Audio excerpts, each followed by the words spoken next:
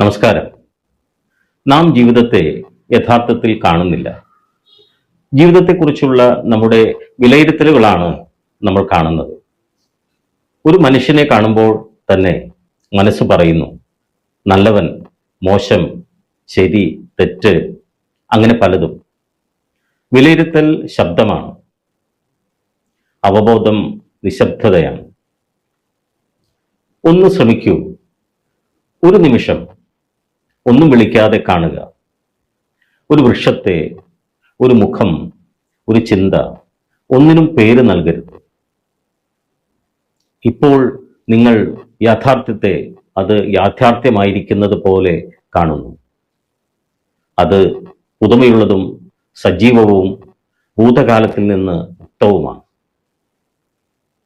ഇവിടെ വ്യക്തത തുടങ്ങുന്നു.